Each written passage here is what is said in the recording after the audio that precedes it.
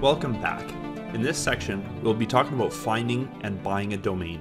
This is one of the more fun parts, simply because finding a domain name is kind of like buying a house in a small way. When you find the right one, it just stands out and you won't be able to wait getting people to type your domain into their browser. Now, it's no trivial thing because it is the first step to search friendliness and being memorable. It's basically like choosing a company name. Your domain is your www.name. It's your digital address, if you will. Also, it will be the end of your email address, like bob@yourdomain.com, for instance. Now, you may have a domain name already. You can skip this section, but perhaps out of curiosity, if you wish to investigate how to get a good domain for other advertising marketing projects, and if that's the case, I recommend that you stay for a bit and check it out. So domains are more than just a name. They're really a series of codes that help everybody understand exactly what's going on in the name. So I'm just going to explain it a little bit because it'll help with the language later on down the road.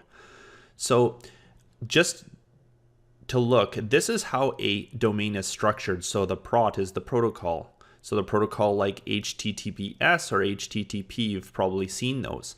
Well, HTTPS is secure. It's a secure domain. That means all of the traffic to and from the website is encrypted, so somebody can't steal packets of information and decipher what's inside of those. So people with websites with HTTPS have what's called an SSL certificate, and we'll talk about that later on down the road because, hey, we probably will need to install one. Other websites are just HTTP. They're normal. They don't have any SSL certificates on them, or they do, and certain links will bring you to one that's an HTTPS. A lot of the times you'll see a little lock on the top where you type in the URL, and that's how you know. So that's the first part, and this : separates that protocol with the rest of the domain. So this sub D is called a subdomain. That's this www part. That could be anything, actually. www means World Wide Web. Most websites have that, but there's a lot of websites, maybe even like your bank, that'll have, accounts dot and then your bank name.com. So that's what that is. And you can set up multiple subdomains. Even so, you own your domain name, you can have multiple subdomains from that domain name. It's free, and you can do many things with that. Here is the domain part. This is the main name that you would be choosing when you're buying a domain. In this case, it's Google. So you would have your brand name here for your domain. Okay, so that's what that is. Finally, at the end is a TLD. That's called a top-level domain. It starts with .com. A lot of the times that's one of the first top-level domains that ever came out. Now there's a plethora of top-level domains, like for instance .us or .ca. You have .net, .org. You've probably seen all those. And now there's a whole bunch more coming out with even long names at the end of them. So there's lots of variety in the different kinds of things that you can do for a top-level domain. We're going to talk more about that, trying to stick as much as possible to the .com domain because it's the most popular. So now that we understand what the domain name is or how it's structured, some other things we're going to consider as we move on to the next slide is the brand or the company name. So what we're going to be putting as part of this domain, the main domain name there, if we're going to be choosing a niche keyword or just simply a keyword based name. So those are some considerations before we move to the next slide. A domain may look neat, but it may not be functional. If the name is obscure, it's that much more difficult to memorize, and so you'll have a much harder time drilling it into your would-be customers' minds for the future. That doesn't mean it can't be done though. There are many brands with strange names that we all know, like the name Google as an example. It is really obscure, but it is popular. I just wanted to reiterate though that the difficulty in remembering names like that without a lot of time and work spent on getting people to remember it is imperative. Again, it is the face of your business and should look the part. That said, don't buy it because it may be novel. Although, if you already have a brand name, Your search work is pretty much done at that point. Consider the name though. If it is a bit obscure, you might have to work a little bit extra harder to market the name or get others to remember it. So you're going to really have to focus on the branding of your name, especially on your site and in any other advertising mediums. So anyway, if you know what a domain is and already have a domain name, it's already been purchased, feel free to skip the rest of this video. We're going to move on to actually buying a domain, searching for and buying a domain. Before we move on to actually buying a domain, we obviously have to look at a few rules that we probably need to consider when searching for and purchasing a domain. So let's just go through those in short detail, and hopefully that'll help us for the future here. So the first thing is keep your domain name simple. Don't make some weird long name. It should be short, easy to remember. Keep it secret, keep it safe. No, this is not the One Ring, but seriously, you shouldn't tell anyone you don't trust until you have fully made a decision, and keep it safe in your cart, or if it's good, purchase it. Take a screenshot of it in your cart. You can use this if you need to call the domain registrar if it suddenly goes missing. So you need to act fast. Although many domain registrars will never tell you this, if their systems detect your domain is very good, it is possible they'll reserve it before you can try again. I've personally had this happen where a very good domain I had chosen was available, and then when I came back to it a short bit later, it was suddenly gone. So just be careful of that. Again, keep it short, as short as possible. No more than 2 words if you can.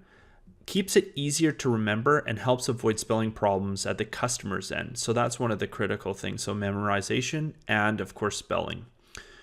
Keep it search engine friendly. So we want to use search engine friendly niche keywords if you're not creating a brand. So this is specifically for websites that you want to push traffic to maybe another website, or if you're actually going to create your brand around a niche keyword. This is important. And as we get into more details, we'll talk about that a bit more. Keep it readable. This is important. Avoid numbers. Avoid things like hyphens or rare letters, things like Z, X, Q, etc. People have a hard time remembering those symbols. They have and those letters in general. Avoid obscure TLDs if possible, top-level domains, unless you can use it for your keyword advantage. Most of the time we want a .com because it's the most recognized worldwide. However, it can be difficult to find names. This is because many people bought up many domain names in the .com boom to turn around and sell them to others for a lot more than they paid for it. You can use other top-level domain names. Granted, it complements your keyword and it's still easy to remember, but there are risks to it at this point. Just keep that in mind. I've included a link of valid TLDs down in the bottom of the slide. I've also included a link to the trademark search. We'll just talk about that in a second here. The next thing is keep it all. Well, most.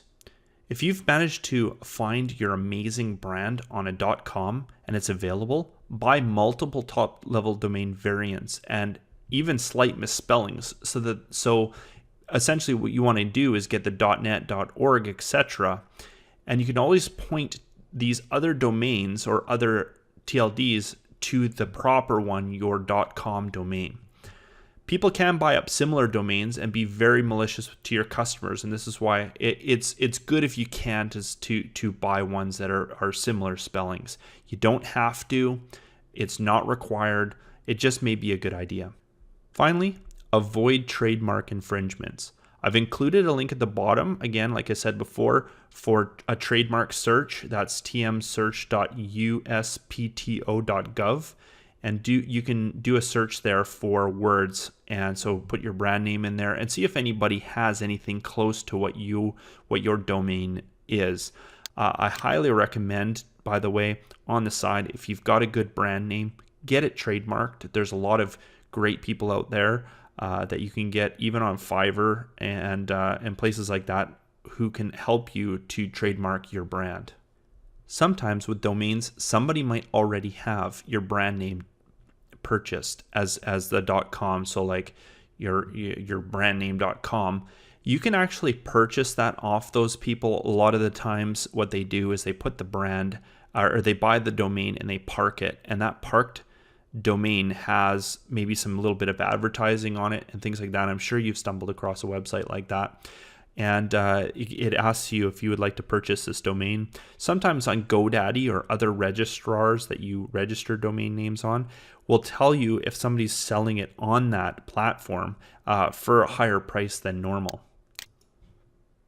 And as you go through that process, you can actually talk to those folks and buy the domain. So you got to look at obviously the payoffs in buying the domain name, because hey, normally a domain costs anywhere between $10 to $20 to purchase, and that would be a yearly thing. These can be thousands of dollars if somebody's put it up for sale. So it's up to you if you feel that your brand is big enough and you're making enough money off your product to actually purchase the actual brand name domain name as a premium domain that somebody else has already purchased and is reselling. We'll be seeing this later in this video when we go and purchase a domain. Now, I'm not going to cover this in too much detail, but I did want to share with you some tools that you can go and look for different domain names and tools on the internet to help you out. So one of those is Google AdWords, and Google AdWords is a place where you can set up the Google advertising. Those are those where it says ad up at the top, and it looks exactly like a Google article or a Google link there, or down the right hand side of Google, there's some links down there. People pay for those advertisements. So they have some tools within Google AdWords to help you find good keywords to actually advertise with. And so that helps actually finding domain names, especially when you're trying to pick on a very niche domain name, especially if you're going the keyword route and you don't have just some obscure brand name. The other one is Name Mesh. Name Mesh is great for actually, especially if you can't find a domain name, somebody else already has it. You don't want to pay premium prices for one that somebody is trying to resell. Name Mesh actually puts on different like keywords and things like that to your domain to help you pick one that would suit well for that. The other one is Google Trends. Google Trends is great because it actually shows you currently what is trending on Google and what sort of main things are, especially around the particular area or niche that you're trying to sell in. You might be able to pick a good name from that as well. Finally, things at the bottom of the Google, when you do a search, it shows you related searches. Like for instance, I searched for fishing tackle here. It's giving me some more keywords that are down a little bit deeper on niches that are related to that. So that might also give you some ideas around what are people searching for and what things are related that way. So like I said, I'm not going to get into it in detail. We'll show you how to search for a domain name right on a website like GoDaddy, and then from there we'll purchase it. And if you do have any questions on this stuff, feel free to talk to us on Facebook, and we'll respond and help out with that as much as possible. All right, let's open our browsers and go to GoDaddy.com. The link is down in the description there to GoDaddy, or you can type in GODADDY.com in your browser. Make sure you've opened up Chrome to do that. And once you've done that, feel free to press pause until you've gotten there. Once you're there, you should be coming to a site that looks somewhat like this. I'm on, it happens to be the Canadian one. I'm in Canada, so it's automatically showing me some Canadian stuff here. And as you can see, the subdomain is ca.godaddy.com. It might be different for you if you're coming from a different country. So it's automatically sending us for me to the Canadian one. So here we are. We're going to be typing in a search word. So usually right off the bat, they're giving you the ability to search for a domain. They also give you a list of some prices of different TLDs like com, ca, co, store, xyz. As you can see, those I was saying X and Z and things like that are difficult to remember letters. So as you can see, they're quite cheap. It's $1.49 for that. Anyways, we can type in the word by itself. Let's say I want fishing tackle. Okay, I can put the .com right away in there, or I can just search for fishing tackle by itself. I'm going to put .com and see if it has actually that domain directly. So here it is. Oh, it's taken. So fishingtackle.com is taken. Somebody owns that already. What I could do is I can actually go up and actually start typing in and see if there's a website at the end of that. And it looks like somebody already has a website here for Fishing Tackle. So I'm probably not going to get it. But hey, if you still want, you can try and click on this link and try and actually purchase that if somebody else has a website and you really want it, that domain. I'm going to search down the list. So as we can see here, hey, there's a .fish domain here, TLD. And there's all kinds of ones that you can go through. So like I said, I would not go with these long TLD names. You want a .com unless this TLD works with your keyword somehow. Like I said, though, it's a bit risky. It's a bit on the novel side. So like I said, it is risky. So try for the .com. I looked down here and there's fishingtacklebox.com. It is 3 words, so I recommended 2 at the most. So it is getting kind of long, although it's okay. It's fairly easy to remember, but this is a premium domain. Look at somebody's turning around and charging an extra. They're charging $4,600 for that. And then of course, once you've paid that, it's $20 a year for maintenance on that domain. So if you really wanted it, you could pay the extra, but try and look for a domain that hasn't been used that's cheap if you can get it. So let's try something else. So what we could do is try, and I noticed this with the Google search there, when I searched for fishing tackle, there was fishing equipment. And I'm going to search for that. So the fishing equipment is taken as well. And of course there's equipment.fish. So this is a premium. Somebody's charging $100 for that. And so there's more, fishingapparatus.com. That is probably a little bit more challenging to remember. So I'm going down here and seeing what I can find. There's not much here for this particular domain. So I'm going to continue to search and use tools to come up with a good domain name. So in your browser, go to namemesh.com. It's a great place to look and do some research around some other domains that you might be able to find, especially when you're having a hard time finding a domain. It's been taken, every single thing you've tried is taken by somebody else. This one will tell you some that are available and give you some suggestions. So I'm going to type in fishing and see what it comes up with. So here it is. It's going to be searching, and it's going to search and search and search all different types of variations and tell you some that are available. And usually, so there it goes. It's searching through and it's already minimized ones that are available. So here are some with the different TLD domain names with fishing. I'm going down a little bit more and seeing what it comes up with. So along here is sort of a mixture where they actually mix the last letter of the word with a different word. So, and some of them don't make any sense, but hey, you might actually come up with a good brand name out of here. Looking here at the SEO ones, there's some interesting one like meta fishing, beta fishing. Well, that looks like it's available. Digifishing, fishingegg.com. You might find something in here. How about this? New fishing. Now, NU is hard, but you might be able to brand that. So for instance, if you're coming up with a brand name, you might be able to come up with a brand name called New Fishing, and it's a whole brand name around some fishing tackle that you're going to be sourcing. So I'm just going to go with that.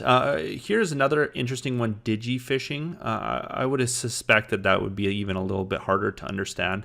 So I'm going to try New Fishing.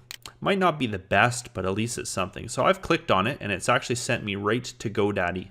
Now what's interesting is they're going to make a little bit of money off that because they have an affiliate link here. So that's how this name mesh works, and that's how they make their money. So look, newfishing.com is available. I can actually add this to the cart. right away. So we're going to go ahead and do that. I'm going to add it to the cart. So it's been added. Now it's giving me some suggestions around some other names here, like .net, .org, .info. I can go ahead and purchase all those. Looks like they're giving us a sale on it, so we can get all of them for $28. That's a good deal, especially if you really want to pick up all of the different extra top-level domains of your particular brand. It also will give you some more here. Here's the .ca domain. Of course, if you're in Canada, you have to be a Canadian citizen or a permanent resident to get a .ca. So in the States, you might want to get a .us if you want to. And of course, you can go down and see some other examples here. So you don't have to get any more than just the one .com, or you can get as many or a little as you wish. Okay, so I'm just going to continue to the cart. So I'm just going to get this one just to show how it's done. Here's some extra stuff you probably want to know. And of course, GoDaddy's great. You can talk to their people if you have questions, but all you need to do is just go through the list and set up an account with them if you don't have a GoDaddy account. This is a good one, privacy protection, okay?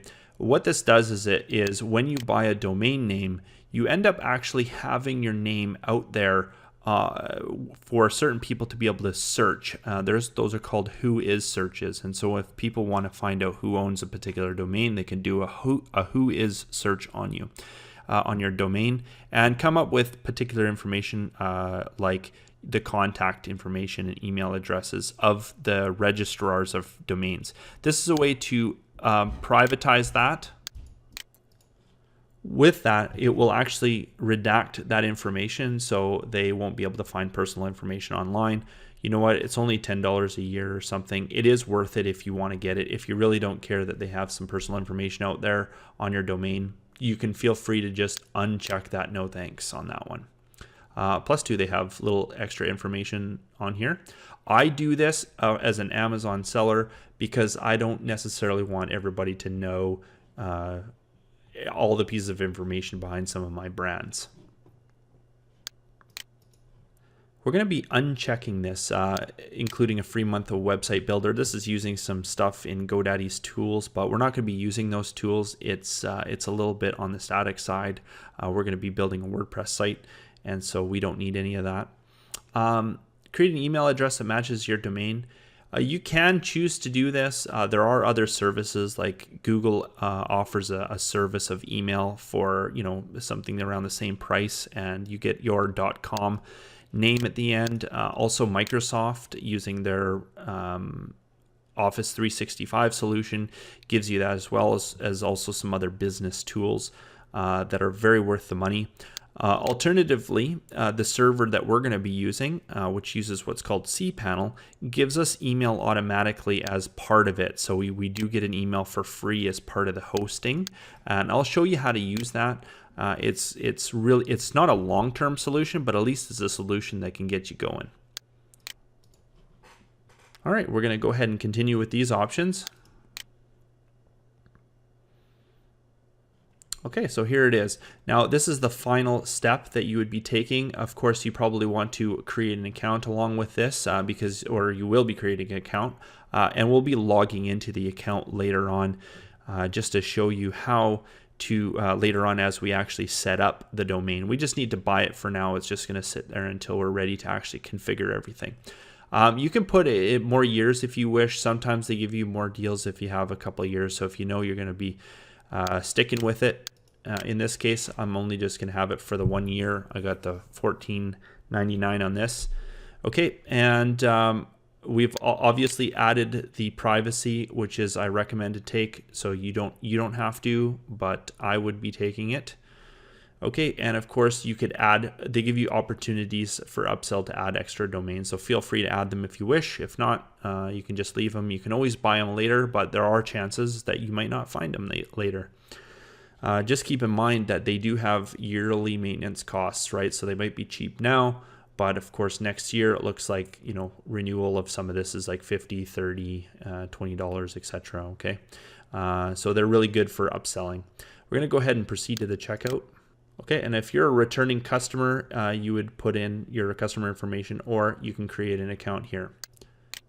Okay, I'm just going to assume you understand that going through and doing your account, it's pretty much the same as any website. So feel free to go do that, do the checkout and purchase your domain. And we'll be picking up in GoDaddy in a couple of videos down when we start to configure this. So all you have to do is, once you've paid for it, print out your receipt, of course, keep that for your records and your login information, because we'll be coming back to GoDaddy.